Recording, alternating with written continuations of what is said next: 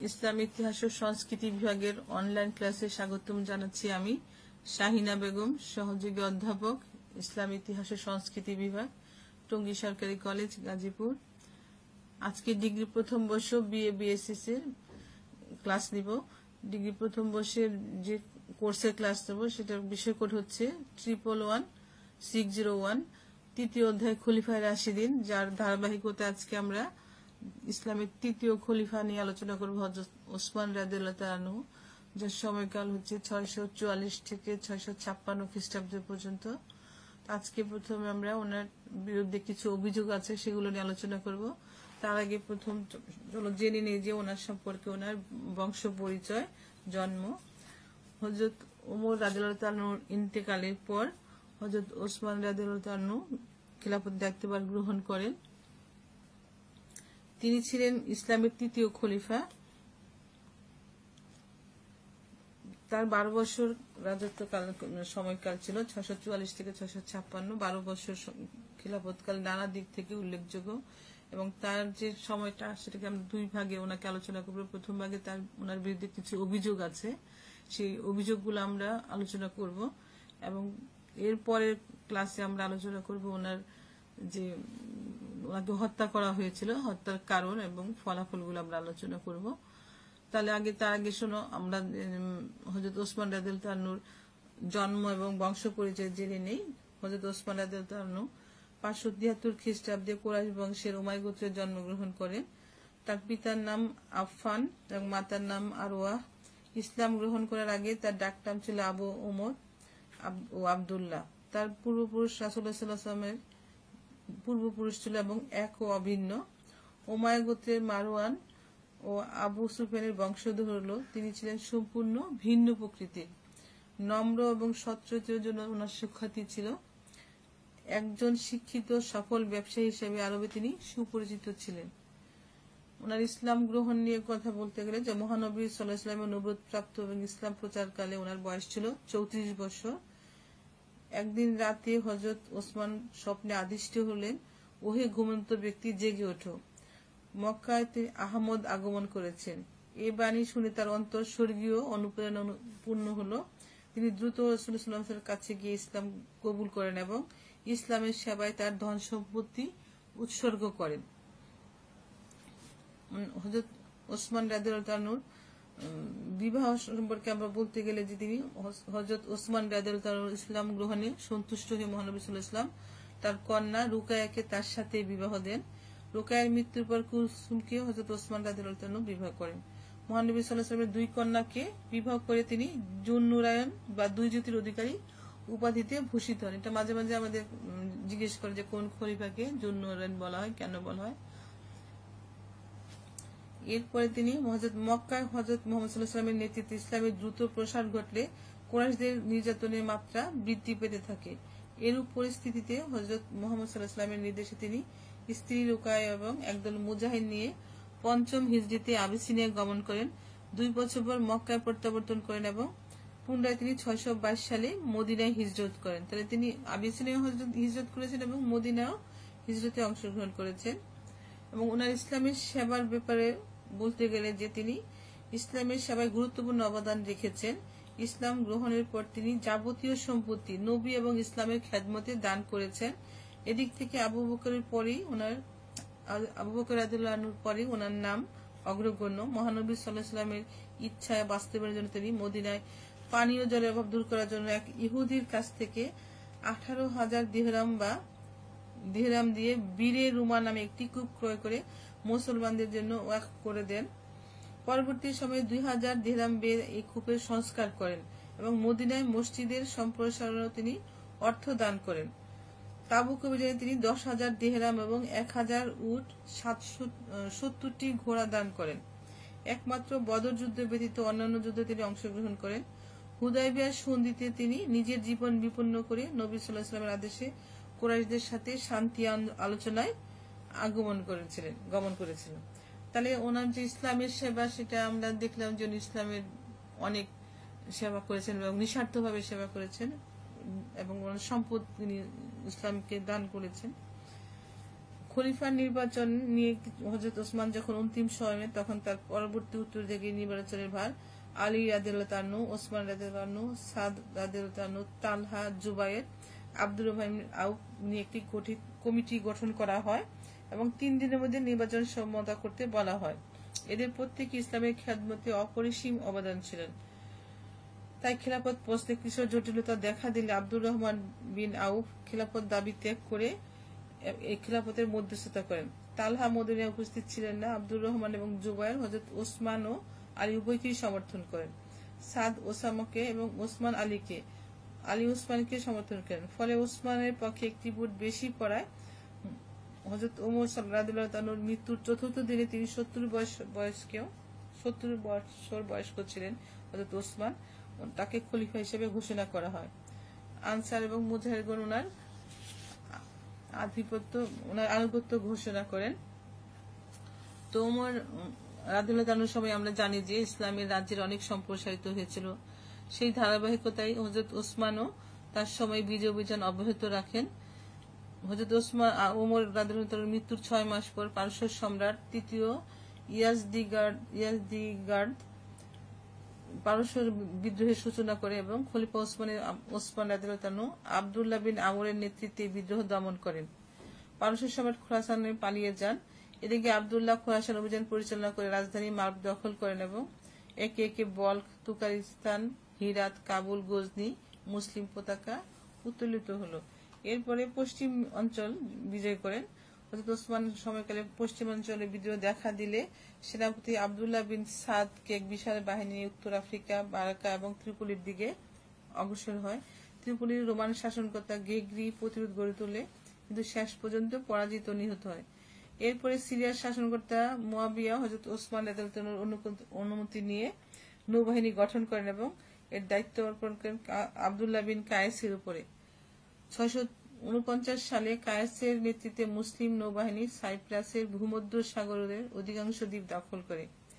এরপর মুসলিম নৌবাহিনী 655 খ্রিস্টাব্দে সিরিয়া এবং মিশর উপকূলে রোমান বাহিনীকে পরাজিত করলে আলেকজান্দ্রিয়া রোমানরা শক্ত অবস্থান নেয়। খলিফা মিশরের শাসনকর্তা আব্দুল্লাহ বিন সাদকে রোমান বাহিনীর মোকাবেলার জন্য পাঠালে সাদ 500 যুদ্ধ জাহাজ সংগ্রহ করে নৌবাহিনীর সাহায্যে আলেকজান্দ্রিয়া নৌযুদ্ধে রোমানদের পরাজিত করে আলেকজান্দ্রিয়া দখল করেন এবং এর ফলে পূর্বাঞ্চল এবং পশ্চিমাঞ্চলে মুসলমানদের শক্তি বৃদ্ধি পায়। এখন হযরত ওসমান রাদিয়াল্লাহু তাআলার বিরুদ্ধে কিছু অভিযোগ ছিল। যেমন হযরত ওসমানের 12 বছর রাজত্বকাল আমরা জেনেছি। তার প্রথম 6 বছর ছিল শান্তি, সমৃদ্ধি ও গৌরবের, কিন্তু দুর্ভাগ্যক্রমে পরবর্তী 6 বছর ছিল বিদ্রোহ, বিশৃঙ্খলা, অসন্তোষ ও রক্তপাতের করুণ কাহিনীতে কলুষিত। খেলাফতের প্রথমার্ধে রাজ্য জয় সহ বিভিন্ন কৃতিত্বপূর্ণ কার্যাবলী হযরত ওসমানের প্রশংসা সবাই পঞ্চমুখ ছিলেন, কিন্তু তারাই আবার নিরপরাধ খলিফার বিরুদ্ধে নানা রকম অভিযোগ উত্থাপন করে সাম্রাজ্যে বিদ্রোহ, বিশৃঙ্খলা সৃষ্টি করে রক্তপাতের মতো মর্মান্তিক ঘটনায় জন্ম দেয়। এখন আমরা জানি যে ওনার বিরুদ্ধে কি অভিযোগগুলো ছিল। হযরত ওসমান রাদিয়াল্লাহু তাআলার বিরুদ্ধে স্বজন প্রীতির অভিযোগ ছিল। সেটা যদি আমরা বিশ্লেষণ করি তাহলে বুঝতে পারবো যে, তার আগে আমরা অভিযোগগুলো জেনে নিই যে স্বজন প্রীতির অভিযোগ, কোরআন শরীফ দগ্ধীভূতকরণ অভিযোগ, আত্মীয় স্বজনকে বাইতুল মাল থেকে অর্থ প্রদানের একটা অভিযোগ। আরেকটা অভিযোগ ছিল ব্যক্তিগত স্বার্থে চারণভূমি ব্যবহার, আবু জরাল গিফরির নির্বাসন, কাবা শরীফের সম্প্রসারণ। তাহলে আমরা তার বিরুদ্ধে যে অভিযোগ আছে সেই সব অভিযোগগুলো যদি আমরা আলোচনা করি, বিশ্লেষণ করি, তাহলে বুঝতে পারবো যে আসলে অভিযোগগুলা যে সত্যি ছিল না সেটা বোঝা যাবে। তো স্বজন প্রীতির যে অভিযোগ ছিল সেটা ছিল যে তিনি কুফা, মিশর, বসরা বিভিন্ন এলাকায় শাসন করতেন, নাকি উনি তার নিজস্ব আত্মীয় স্বজনকে নিযুক্ত করেছেন। যে তিনি কুফার শাসনকর্তা সাদ বিন আবি ওয়াক্কাসকে অপসারণ করে তার দুধ ভাই ওয়ালিদ বিন ওকাবাকে কুফার শাসনকর্তা নিযুক্ত করেন। উল্লেখ্য, পারস্য বিজয়ী সাদ বিন আবি ওয়াক্কাস হযরত ওমর রাদিয়াল্লাহু তাআলা কর্তৃক কুফার শাসনকর্তা নিযুক্ত হন। কিন্তু তার বিরুদ্ধে অভিযোগ হলো যে ওমর রাদিয়াল্লাহু তাআলা সাদকে অপসারিত করে মুগিরাকে সেই জায়গায় স্থলাভিষিক্ত করেন, কিন্তু মৃত্যুসজ্জায় খলিফা ওমর সাদকে আবার কুফার শাসনকর্তা নিযুক্ত করেন। ওসমান রাদিয়াল্লাহু তাআলার খিলাফতকালে কোষাগারের অর্থ নিয়ে কোষাধ্যক্ষ মাসুদ ও সাদের মধ্যে দ্বন্দ্ব শুরু হয়। সাদ দোষী সাব্যস্ত হলে খলিফা ওসমান সাদকে অপসারিত করে ওয়ালিদ বিন উকাবাকে কুফার শাসনকর্তা নিযুক্ত করেন। ওয়ালিদ খলিফার আত্মীয় হলো শাসক হিসেবে অযোগ্য ছিলেন না, কিন্তু ওয়ালিদ মদ্যপানীতে অভিযুক্ত হলে খলিফা তাকে পদচ্যুত করে সাইদ আল আসকে কুফার শাসনকর্তা নিযুক্ত করেন। যদিও ঘটনাক্রমে সাইদও খলিফার আত্মীয় ছিলেন। এরপরে বসরার শাসনকর্তা ছিল খলিফা উমর রাদিয়াল্লাহু আমলে। বসরার শাসনকর্তা ছিলেন আবু মুসা আল আশারি। ওনার নাম আমরা আরো পাবো পরবর্তীতে। আবুল মুসা আল আশারি হযরত ওসমানের খিলাফতের প্রথমার্ধে তিনি সেই পদে বহাল ছিলেন, কিন্তু বসরায় বিদ্রোহীরা আবু মুসা আল আশারির বিরুদ্ধে কুরাইশদের প্রতি পক্ষপাতিত্বের অভিযোগ আনলে খলিফা ওসমান রাদিয়াল্লাহু আনহু তাকে বরখাস্ত করে আব্দুল্লাহ ইবনে আমিরকে বসরার শাসনকর্তা নিযুক্ত করেন। আব্দুল্লাহ হযরত ওসমানের পিতৃব্য পুত্র হলেও অত্যন্ত যোগ্যতা সম্পন্ন ছিলেন। এরপরে মিশরের শাসনকর্তা ছিলেন আমর বিন আল আস, কিন্তু মিশরের রাজস্ব কর্মচারী আব্দুল্লাহ ইবনে সাদ ইবনে আবি সারার সাথে তার মতবিরোধ হলে খলিফা আমরকে অপসারিত করে তার পালিত ভাই আব্দুল্লাহকে মিশরের শাসনকর্তা নিযুক্ত করেন। আব্দুল্লাহ তার আত্মীয় হলে অত্যন্ত সুযোগ্য গভর্নর ছিলেন। আফ্রিকার রোমান বাহিনীর উপর তার বিজয় মুসলিম সাম্রাজ্যের সম্প্রসারণে তিনি শক্তিশালী নৌবাহিনী প্রতিষ্ঠা করে প্রমাণ করেন যে তিনি কতটা যোগ্যতা সম্পন্ন ছিলেন, কিন্তু তার সত্ত্বেও নিযুক্তি নিয়ে খলিফা ওসমানকে অভিযুক্ত করা হয়। আসলে খলিফা ওসমানের বিরুদ্ধে শাসনকর্তাদের রদবদল বিষয় নিয়ে স্বজনপ্রীতির অভিযোগ উত্থাপন করা হয়। অভিযোগে বলা হয় যে খলিফা বিভিন্ন প্রদেশের শাসনকর্তাদের রদবদল করে তার নিকটাত্মীয়দের উক্ত পদে করেছেন, কিন্তু প্রকৃতপক্ষে খলিফা যেসব শাসনকর্তা নিযুক্ত করেছেন তারা কেউই শাসন ক্ষেত্রে অযোগ্য ছিলেন না। আবার তাদের বিরুদ্ধে কোনো অভিযোগ এসেছে তার সাথে সাথে তিনি তাদেরকে অপসারণ করেছেন। তা সত্ত্বেও অভিযোগ করে তাকে স্বজনপ্রীতির অভিযোগে অভিযুক্ত করে। আসলে নিযুক্ত গভর্নরদের কয়েকজন কোনো না কোনো ভাবে তার আত্মীয়তা ছিলেন, এইটাই তার জন্য কাল হয়েছিল। এরপরে হযরত ওসমান রাদিয়াল্লাহু আনহুর বিরুদ্ধে কোরআন শরীফ দগ্ধীভূতকরণের যে একটা অভিযোগ আছে, সেটা হচ্ছে যে এটা তার যতগুলো অভিযোগ ছিল তার মধ্যে অন্যতম অভিযোগ হলো এই কোরআন শরীফ দগ্ধীভূতকরণ। ইসলামী সাম্রাজ্যের বিস্তৃতির ফলে দূর দূরান্তে বিভিন্ন স্থানে কোরআন শরীফ পাঠ, আবৃত্তি, উচ্চারণের পার্থক্য মতভেদ দেখা দেয়। এই অসুবিধা দূর করার জন্য খলিফা 651 খ্রিস্টাব্দে জায়েদ বিন সাবিতের নেতৃত্বে একটি কোরআন সংকলন কমিটি গঠন করেন। কমিটির গৃহীত ব্যবস্থা অনুযায়ী সাম্রাজ্যের বিভিন্ন স্থানে প্রচলিত কোরআনের পাণ্ডুলিপিগুলো তলব করা হয়। সংগৃহীত কপিগুলোর সাথে খলিফা উমর রাদিয়াল্লাহু আনহু তার কন্যা বিবি হাফসার কাছে সুরক্ষিত কোরআনের মিল করে সংগতিবিহীন এবং অপ্রামাণিক কপিগুলো ভস্মীভূত করা হয়, পুড়ে ফেলা হয় এবং মূল কোরআনের অনুলিপি মুসলিম সাম্রাজ্যে বিতরণ করা হয়। প্রথম দিকে সবাই কাজকে প্রশংসার সাথে গ্রহণ করলেও পরে বিদ্রোহীরা নিজেদের স্বার্থে হযরত ওসমান রাদিয়াল্লাহু আনহুকে কোরআন বশীভূত করার অভিযোগে অভিযুক্ত করল। এরপরে ওনার সম্পর্কে তৃতীয় অভিযোগ, যেটা আত্মীয় স্বজনকে বাইতুল মাল থেকে অর্থ প্রদান। হযরত ওসমান রাদিয়াল্লাহু আনহুকে অমিতবাই আখ্যা দিয়ে তার বিরুদ্ধে বাইতুল মাল অর্থ অপচয়ের অভিযোগ আনা হয়। তাদের মতে খলিফা বাইতুল মাল থেকে অকাতরে টাকা পয়সা তার আত্মীয় স্বজনের মধ্যে বিলিয়ে দেন, কিন্তু এই ধরনের অভিযোগ সম্পূর্ণ বানোয়াট। নিরপেক্ষ দৃষ্টিতে বিচার করে দেখা যায় যে হযরত ওসমান নিঃসন্দেহে আরবের সর্বাপেক্ষা সম্পদশালী ধনী ব্যক্তি ছিলেন, যে কারণে তাকে গনি বলা হতো। মহানবী সাল্লাল্লাহু আলাইহি ওয়াসাল্লামের সময় তিনি ইসলামের খ্যাতমতে অকাতরে অর্থ দান করতেন, এমনকি সরকারি মালাখানা থেকে তিনি নিজে কোনো ভাতা গ্রহণ করতেন না। তাহলে যে এই অভিযোগটা যে একদমই শত্রুতাবশ করা হয়েছে সেটা বোঝা যায়। মূলত উমাইয়া বংশের কতিপয় উচ্চবিলাসী শাসনকর্তা, বিশেষ করে মুয়াবিয়া, সরকারি সম্পত্তিকে ব্যক্তিগত সম্পত্তিতে পরিণত করেন। এছাড়া খলিফার সরলতা, ধর্মভীরুতা, উদারতার সুযোগ নিয়ে কতিপয় আত্মীয় স্বজন অর্থ অপচয় ও আত্মসাৎ করেন। যেহেতু খলিফার শাসনামলে এসব ঘটে, এই জন্য তাকে দোষারোপ করা হয়। আরেকটা অভিযোগ হচ্ছে ব্যক্তিগত স্বার্থে চারণভূমি ব্যবহার। বিদ্রোহীদের অভিযোগ ছিল খলিফা সরকারি চারণভূমি তার ব্যক্তিগত ব্যবহারের জন্য রেখেছিলেন এবং জনসাধারণকে তাতে উট ও ঘোড়া চড়াতে নিষেধ করতেন। যুদ্ধের উদ্দেশ্যে রক্ষিত সরকারি উট ও ঘোড়ার জন্য চারণভূমি রক্ষণাবেক্ষণ করা খলিফার কর্তব্যের অন্তর্ভুক্ত ছিল। রাষ্ট্রের সংরক্ষিত চারণভূমি বলে তার জনগণের অবাধ ব্যবহারের জন্য ছেড়ে দেওয়া হতো না। হযরত উমর রাদিয়াল্লাহু তাআলা আমলে এরূপ ব্যবস্থা ছিল। খলিফা ওসমান রাদিয়াল্লাহু কেবল তা অনুসরণ করেছেন। এরপর আরেকটা উল্লেখযোগ্য অভিযোগ আছে যে আবুজল গিফরি নির্বাসন।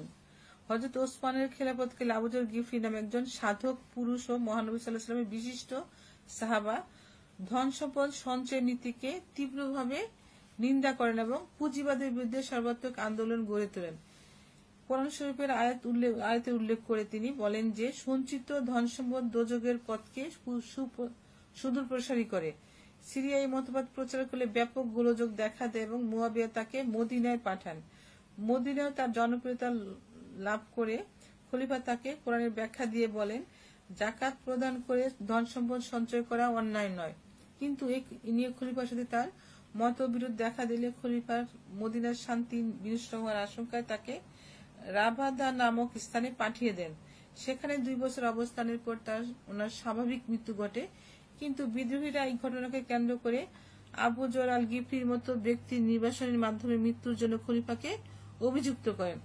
বাস্তব পক্ষে খলিফা তাকে নির্বাসন দেননি, রাষ্ট্রের শান্তি রক্ষার প্রয়োজনে যথোপযুক্ত ব্যবস্থা গ্রহণ করেছিলেন মাত্র। এরপরে যেটা আরেকটা অভিযোগ আছে যে সর্বশেষ অভিযোগ যেটা আমরা বলছি যে কাবা শরীফের সম্প্রসারণ। হযরত ওসমান রাদিয়াল্লাহু আনহুর বিরুদ্ধে অভিযোগ আনা হয় যে কাবা গৃহের সম্প্রসারণের দখলকৃত জমি ক্ষতিপূরণ দিতে তিনি অস্বীকার করেন। খলিফা ওমর রাদিয়াল্লাহু আনহু কাবা শরীফের সম্প্রসারণ আরম্ভ করেন এবং হযরত ওসমান রাদিয়াল্লাহু আনহু তা 647 খ্রিস্টাব্দে সম্পূর্ণ করেন। যেসব জমির মালিকের জমি কিনে কাবা ঘর সম্প্রসারিত করা হয়েছিল তারা ইসলামী আদর্শে উদ্বুদ্ধ হয়ে হযরত ওমর রাদিয়াল্লাহু আনহুর কাছ থেকে কোনো প্রকার ক্ষতিপূরণ দাবি করেননি। কিন্তু ওসমান রাদিয়াল্লাহু আনহুর সময়ে তারা ক্ষতিপূরণ দাবি করে এবং রাজ্যে নৈরাজ্য সৃষ্টি করে। খলিফা তাদের ক্ষতিপূরণ দিতে চাইলে তারা নিতে অস্বীকৃতি জানায়। এতে প্রমাণিত হয়েছে বিদ্রোহীরা উদ্দেশ্যমূলকভাবে খলিফার বিরুদ্ধে অপপ্রচার চালিয়েছিল। হযরত ওসমানের বিরুদ্ধে আসলে অভিযোগগুলো আমরা আলোচনা করে বুঝতে পারলাম যে অভিযোগগুলো ছিল ভিত্তিহীন এবং উদ্দেশ্য পরিণত। বস্তুত খলিফা ওসমান রাদিয়াল্লাহু আনহুকে ক্ষমতাচ্যুত করা ছিল অভিযোগকারীদের একমাত্র উদ্দেশ্য। তাই তাদের অধিকাংশ দাবি খলিফা মেনে নিলেও তারা সন্তুষ্ট হয়নি। খলিফার বিরুদ্ধে তাদের বিদ্রোহ এবং হত্যার প্রকৃত কারণ অন্য ঘটনা ছিল।